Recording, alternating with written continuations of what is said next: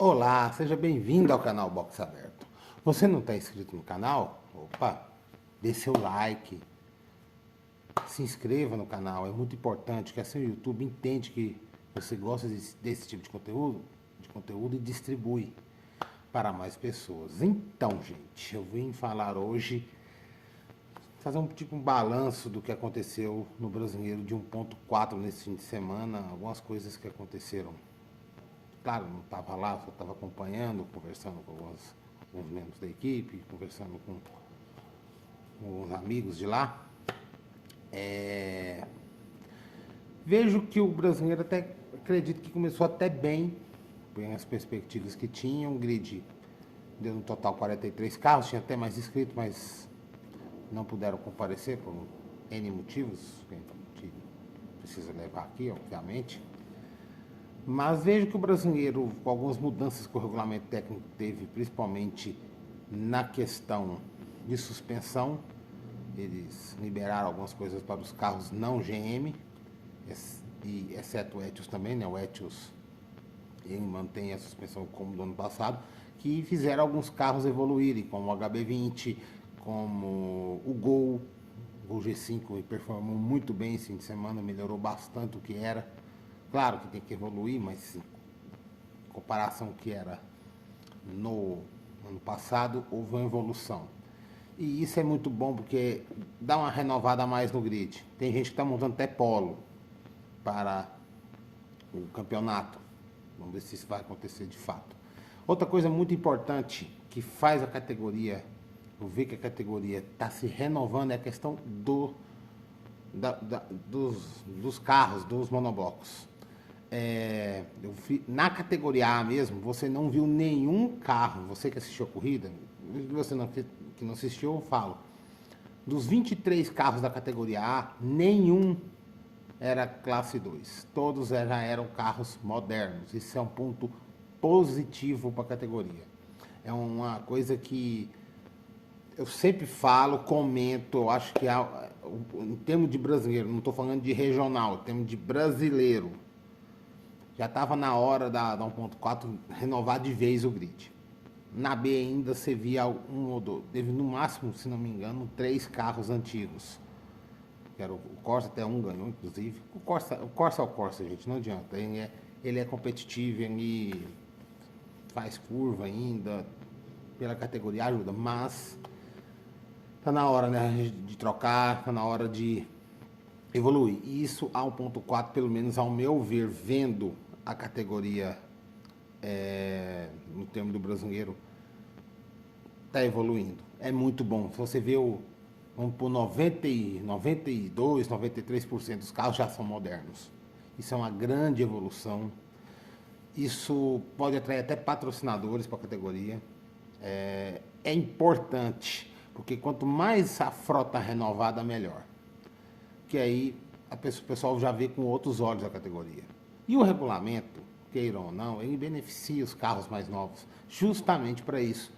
Renovar a frota dos carros, por carros modernos, por carros que estão em linha, enfim. É muito bom. E com as adequações do regulamento, a questão dos comandos serem apenas originais, a questão dos montantes serem liberados do Onix para carros de outras marcas, exceto o Etios, isso ajudou bastante. Isso fez a categoria dar uma equilibrada, ela está mais próxima. Isso, ao meu ver, vendo o que aconteceu no Velopark. A diferença de tempo foi bem mínima, as corridas foram bem competitivas. Ah, Murilo, o Velopark é um circuito curto, tudo bem, mas pelos tempos, viu que ainda continua havendo um equilíbrio. Ah, mas tem aquelas equipes que têm alguma disparidade técnica porque estão trabalhando no tempo? Sim, claro que há. Todo campeonato há isso. Na Stock mesmo você tem, um exemplo, Mateis e RC, que são as principais equipes. Elas às vezes estão um pouco à frente das outras equipes. Mas esse ano mesmo já tem uma evolução da TMG, tem uma evolução talvez um pouco da Full Time, enfim. Mas é uma coisa que acontece em todo campeonato, isso aí não adianta. Na Indy mesmo, apesar de todos os equipamentos serem muito parecidos, chassi o mesmo, o motor, mesmo Honda e Chevrolet, que são concorrentes, tem uma equiparação técnica bem interessante. Tem uma dinastia da Ganassi, da Penske, da Andretti, da McLaren, enfim. É uma coisa normal, toda categoria tem isso. Mas na 1.4 você vê a coisa mais nivelada, a coisa está bem próxima. Você tem motores de Minas com do Rio Grande do Sul, com de Goiânia, com do Distrito Federal bem equiparados. Eu não vou falar São Paulo, que São Paulo está começando a crescer o campeonato 1.4. Esse ano eles se adequaram ao regulamento do brasileiro, isso é importante, que antes não era. Eles tinham algumas diferenças, hoje não, esse ano eles se adequaram ao regulamento, que viu que realmente, até para andar melhor o regulamento atual da 1.4, é o que faz andar. Isso eu vejo particularmente, eu vejo que não adianta você querer inventar alguma coisa fora do que o regulamento está escrito. Às vezes é pior. Eu vejo o pessoal do Nordeste falar que ainda lá tem alguns, até para trair grid, eles usam até outro tipo de injeção e o tempo às vezes é pior. É uma coisa assim, dá para explicar isso? É uma questão técnica. O jeito que o regulamento foi feito, o jeito que mesmo a injeção mais moderna que foi solta agora, igual eu conversei com o Temir, Murilo, ajuda não acertar, ajuda. Só que eu fiz um comparativo com a outra injeção, a mais atualizada antes dessa do top screen, a diferença é muito pequena. Então, não dá disparidade técnica. E é isso que a categoria está buscando. Nesse ponto, o Urbano e todo o seu esforço com a organização do 1.4, eles estão acertando, conseguindo equiparar mais a categoria. Isso é muito importante. E espero que continue assim. A Turismo 1.4, em termos de brasileiro, ela tem que crescer. Ela já está chegando num patamar que ela precisa crescer mais. Ela precisa ver algumas coisas para crescer mais. Porque hoje, em termos de turismo, é a principal porta de entrada. Não é a Turismo Nacional. A Turismo Nacional é um passo à frente. MBR é um passo à frente, mas a Turismo 1.4 não. Se você quer começar hoje numa categoria tração dianteira ou num turismo no Brasil, ou começar a carreira, o ideal hoje é a Turismo 1.4. Você vai começar a pessoa começa a carreira ou até talvez siga ela nessa categoria, devido à questão de custo, à equiparação técnica e até, vamos dizer assim, as facilidades que tem para montar comparado a outras categorias.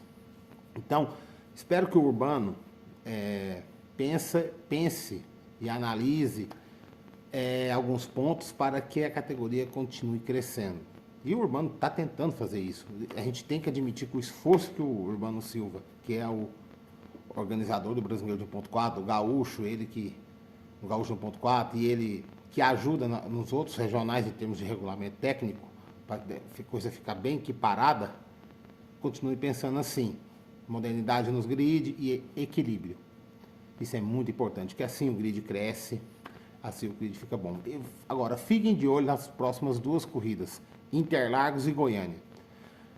Eu comentei na transmissão, no chat, que para mim serão as duas principais corridas do ano. Não que lá no Sul não seja, pelo amor de Deus, é lá onde nasceu a categoria. Mas quando se trata de Interlagos, muita gente quer ir, ou a maioria do pessoal quer ir, porque lá, vamos dizer, o templo, né? Lá onde todo mundo gosta de correr, devido à importância que Interlagos tem. E Goiânia, porque Goiânia, geralmente, quando se reúne, geralmente era a primeira etapa, esse ano vai ser a terceira, geralmente é onde se reúne praticamente todas as forças da 1.4, onde vem o pessoal do Sul, vem o pessoal de Minas, daqui não precisa nem dizer, porque, na minha opinião, Minas, Goiás e Rio Grande do Sul é onde estão as maiores performances em termos de motor e equipes e pilotos nesse ano. E geralmente corridas em Goiânia são extremamente competitivas. E espero, por fim, que a organização, quando passe de 40 carros, separe as corridas A e B. Eu não sei se Interlagos será possível, por questão de horário. Interlagos é um autódromo, não é um evento só da 1.4, deve fazer eventos com outras pessoas, com outras categorias. E a gente entende que Interlagos a coisa é meio complicada para isso. Mas em Goiânia, eu gostaria muito que o formato se mantesse. Corridas da B separadas da A e vice-versa. Que as corridas foram mais competitivas, menos acidentadas, porque tem aquela história do, às vezes o A atrapalha o B e vice-versa. Acontece, muita gente reclama, tá correndo um A tá lá correndo, às vezes o cara tá na frente dele, tem um B no meio, às vezes o B não quer deixar passar. Isso acontece, quantas vezes eu comentando corridas eu vi, às vezes um B, às vezes nem culpa dele, não tem espaço para ceder posição, porque às vezes tem um concorrente dele lá atrás, querendo passar também, se você tem que ceder posição para um A. Então, eu gostaria muito, se fosse possível, claro, que as corridas fossem separadas. Serão mais competitivos, os pilotos vão reclamar menos e interfere até na questão dos resultados do campeonato. Vamos ver o que a organização vai fazer, beleza? É isso que eu tenho para falar do ponto 4 e eu espero que ela continue crescendo, continue evoluindo, beleza? Curta, compartilhe e se inscreva no canal. Um abraço a todos, fiquem com Deus.